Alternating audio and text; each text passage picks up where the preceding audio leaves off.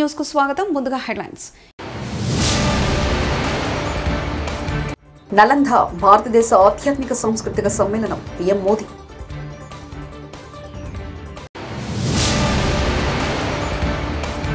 AP ఉప ముఖ్యమంత్రిగా బాధ్యతలు స్వీకరించిన పవన్ కళ్యాణ్.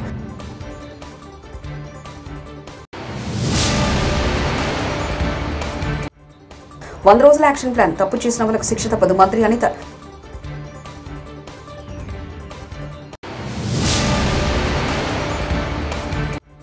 వైఎస్ఆర్సీపీ అధినేత వైఎస్ జగన్ తమ క్యాంపు కార్యాలయంలో కలిసిన ముఖ్య నాయకులు.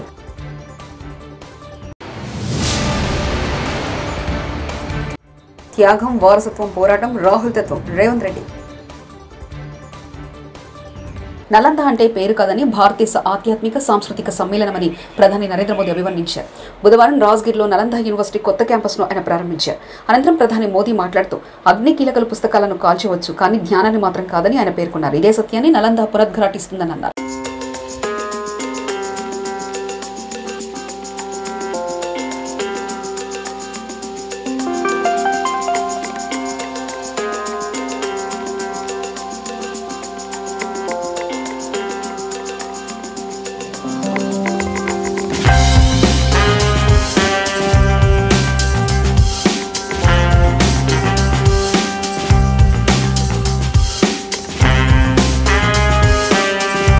ఢిల్లీ ఎక్సైజ్ పాలసీ కేసులో ఆప్ కన్వీనర్ ఢిల్లీ ముఖ్యమంత్రి అరవింద్ కేజ్రీవాల్ జ్యుడిషియల్ కస్టడీని రౌస్ అవెన్యూ కోర్టు జూలై 3వ తేదీ వరకు బుధవారం నాడు పొడిగించింది.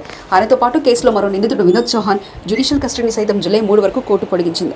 తిహార్ జైలు నుంచి వీడియో కాన్ఫరెన్స్ ద్వారా ఈ ఇరువురు కోర్టు ముందు హాజరుపరిచారు. ఢిల్లీ లిక్కర్ పాలసీ కేసులో అవినీతి ఆరోపణలపై మార్చి 21న కేజ్రీవాల్ను ఎన్ఫోర్స్మెంట్ డైరెక్టర్ అరెస్ట్ చేసింది. ఏపీ ఉప ముఖ్యమంత్రిగా పవన్ కళ్యాణ్ బాధ్యతలు స్వీకరించారు. విజయవాడలోని క్యాంపు కార్యాలయంలో ప్రత్యేక పూజలు చేసిన అనంతరం ఆయన బాధ్యతలు చేపట్టారు. ఉప ముఖ్యమంత్రి హోదాలో ఉన్న పవన్ పంచాయతీరాజ్, గ్రామీణాభివృద్ధి, పర్యావరణ, అటవీ శాస్త్ర సాంకేతిక శాఖలను మంత్రిగా బాధ్యతలు స్వీకరించారు.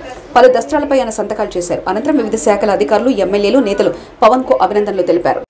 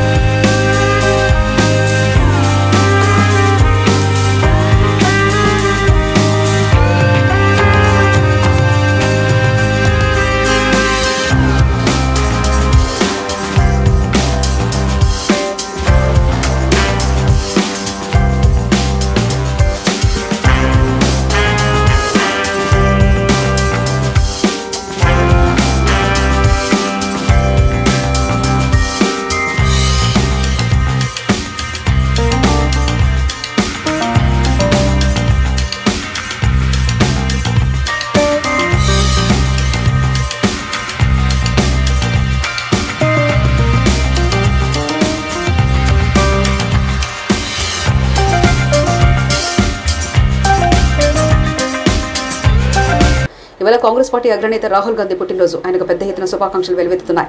ఎక్స్లో రాహుల్ గాంధీకి తెలంగాణ సీఎం రేవంత్ రెడ్డి పుట్టినరోజు శుభాకాంక్షలు తెలిపారు. అన్ని అసమానతలకు వ్యతిరేకంగా పోరాడడం అతని వ్యక్తిత్వం అని పేర్కొన్నారు. వెనుకబడిన వారికి అండగా ఉండాలనేది ఆయన దృక్పథం అన్నారు. త్యాగం, వారసత్వం, పోరాటం, ఆయన తెలివైన వాడని, భవిష్యత్తు కోసం భారతదేశ ఆకాంక్షలు నెరవేర్చే ఏకైక నాయకుడు రాహుల్ అని పేర్కొన్నారు. రాహుల్ గాంధీకి రేవంత్ హృదయపూర్వక జన్మదిన శుభాకాంక్షలు తెలిపారు. టీజీఐఐసి ఎండి విష్ణువర్ధన్ రెడ్డి గారు,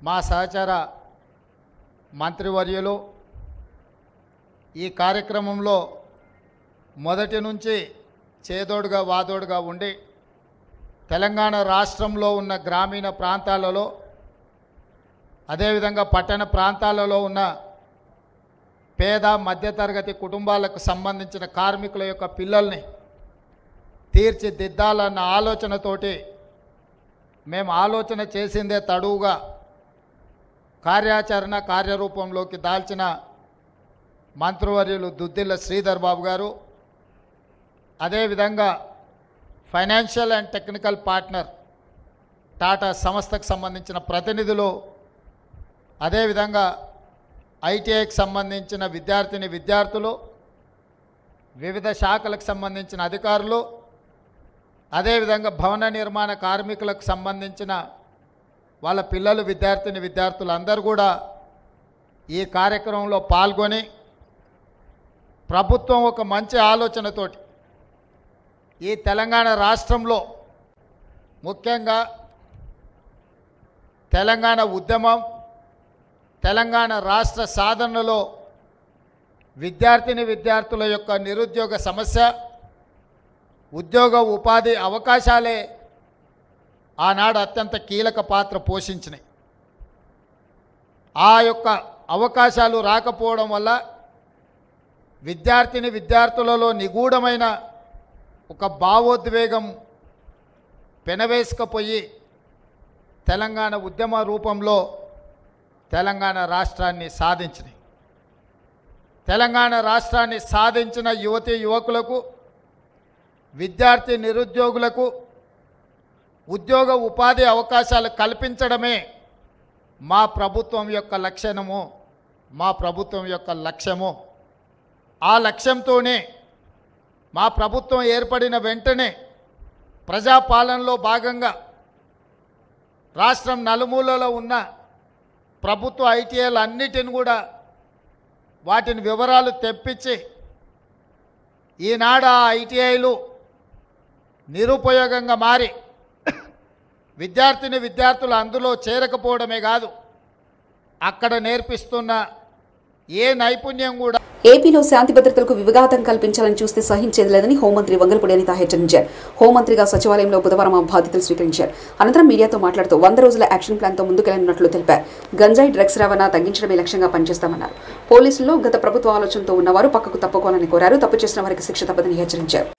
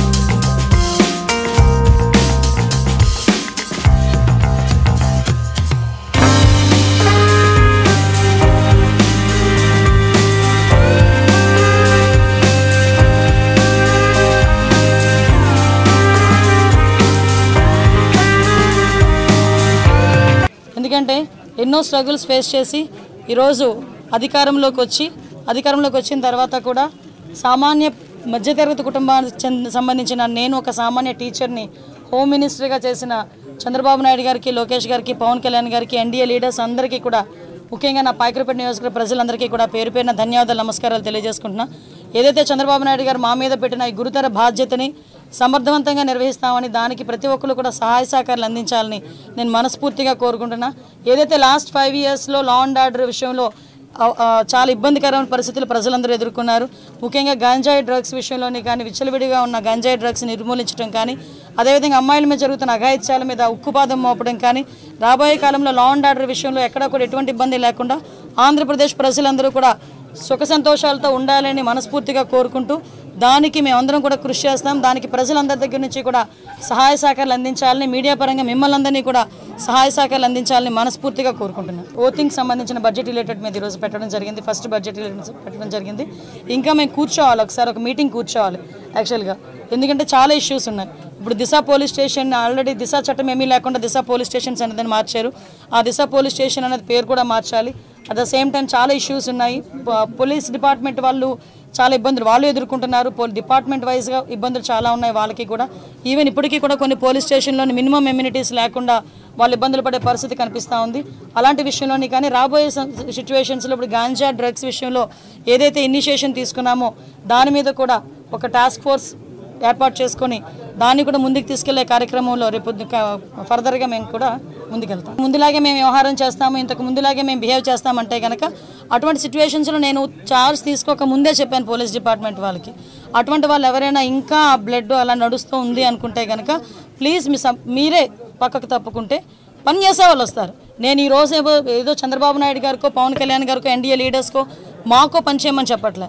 ప్రజలకు అనుగుణంగా పనిచేయండి, ప్రజా రక్షణ విషయంలో పనిచేయండి. మీరు ఏదైతే కాకి డ్రెస్ వేసుకున్నారో దానికి గౌరవంగా మీరు అందరూ పనిచేయండి అని చెప్తున్నా. అంటే వాళ్ళు ఏమనుకుంటున్నారంటే సోషల్ మీడియా అంటే నా పెన్ను నా పేపరు నాకు నచ్చింది రాసుకుంటాను అంటారు. కానీ నీకు నచ్చింది రాసుకుంటే నువ్వు ఇంట్లో బీరోలో పెట్టుకోవాలి, అంతేగాని పబ్లిక్ డొమైన్లో పెడితే అది పబ్లిక్ అవుతుంది. కాబట్టి అటువంటి విషయాలు కంపల్సరీ కోర్టు లాయర్ డిపార్ట్మెంట్ లీగల్గా కూడా దాని మీద నేను ఒకసారి చూసుకుంటాను, మాట్లాడతాను. నేను ఒకటి మాత్రం చెప్పగలండి, ఏదో అనుకోవచ్చు అనిత హోమ్ మినిస్ట్రీకి వచ్చింది అమ్మాయికి ఏం తెలుసు. నిజంగానే హోమ్ మినిస్ట్రీలో నాకు ఓనమాలంటే ఇప్పటికిప్పుడు నేర్చుకుంటున్నా, ఇంకా నేర్చుకుంటా. యాజ్ పర్ లానే వెళ్తాం, ఎక్కడ కూడా డీవియేషన్ అనేది ఉండదు. ఎవరైతే తప్పు చేశారో తప్పు చేసిన వాళ్ళకి ఎట్టి పరిస్థితుల్లోనే శిక్ష మాత్రం పడుద్ది. అందులో ఎప్పుడో మేము చాలా రోజులైపోయింది మా మీద కేసులు పెట్టేసి మేము బెయిల్స్ మీద బయటకు వచ్చేసాం అనడానికి కూడా లేదు. ఆల్రెడీ బెయిల్ మీద బయటకు వెళ్ళిపోయిన వాళ్ళని కూడా తీసుకొచ్చి మళ్ళీ కేసులు ఓపెన్ చేసే పరిస్థితులు కూడా చాలా ఉన్నాయి వాళ్ళు అదే రకంగా ఉంటే కనుక. సో అలాంటి సిచ్యువేషన్స్లో ఎక్కడ కూడా లా అండ్ ఆర్డర్ విషయంలో కాంప్రమైజ్ అయ్యే ప్రసక్తే లేదు. ఒకటైతే క్లియర్, ఈ 100 days ప్లాన్లో కంపల్సరీగా గంజాయి డ్రగ్స్ రవాణా అన్నది మ్యాక్సిమం తగ్గిస్తాం. ఎందుకు కేసులు ఎత్తాలి, దేనికి కేసులు ఎత్తాలి? ఈరోజు తెలుగుదేశం పార్టీ ఆఫీస్ మీద దాడి జరిగింది. ఈరోజు ఆ దాడి జరిగిన ఇష్యూ గురించి ఎంతవరకు వచ్చింది ఏంటన్నది మేము కూడా తెలుసుకోవాలి. చాలామంది చంద్రయ్యని పేక్ కోసి చంపారు, ఇంకా చాలామంది విషయాలు చాలా అన్యాయాలు జరిగినాయి. అలాగని తెలుగుదేశం పార్టీ వాళ్ళ మీద కాదండి, మామూలు నార్మల్ పబ్లిక్ మీద కూడా అక్రమంగా కేసులు బనాయించిన వాళ్ళు చాలామంది ఉన్నారు, బాధితులు చాలామంది ఉన్నారు.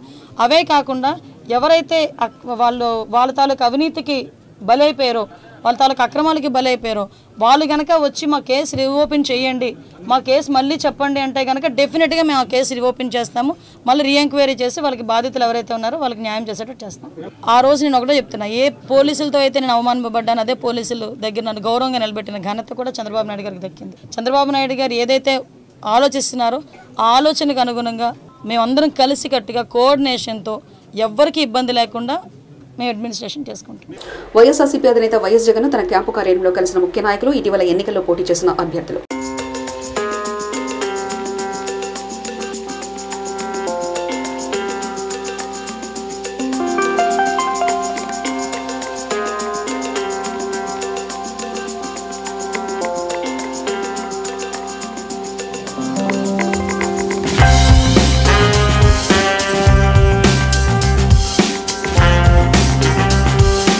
ఆచార్య నాగార్జున యూనివర్సిటీ వీసీ రాజశేఖర్ని రాజధాని రైతులు, విద్యార్థులు పలు ప్రశ్నలతో ఉక్కిరిబిక్కి చేశారు.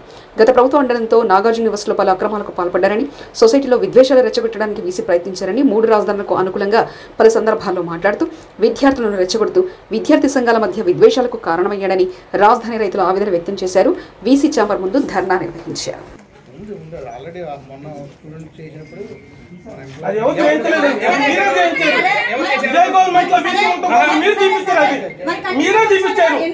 వైఎస్ రాజశేఖర్ బొమ్మలు మీరే తీయించారు, ఎక్కడ ఎన్టీఆర్ బొమ్మ పెట్టాల్సి వచ్చిందని మీరు తీపిస్తారు. ఆ బొమ్మలు సార్ లోకం చిన్నది కాదు, మేము చిన్నపిల్లలు కాదు.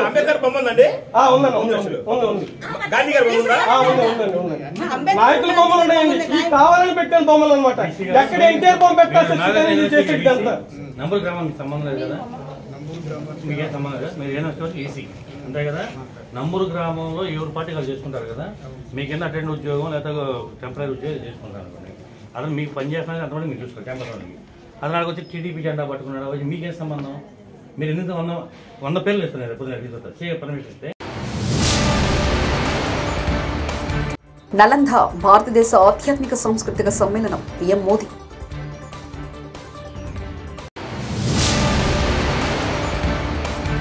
ఏపీ ఉప ముఖ్యమంత్రిగా బాధ్యతలు స్వీకరించిన పవన్ కళ్యాణ్.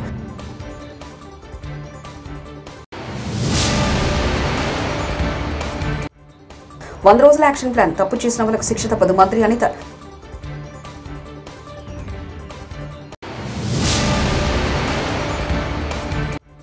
వైఎస్ఆర్సీపీ అధినేత వైఎస్ జగన్ తమ క్యాంపు కార్యాలయంలో కలిసిన ముఖ్య నాయకులు.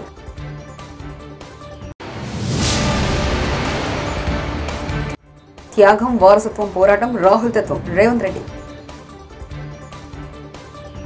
ఇవి బులెటిన్ విశేషాలు.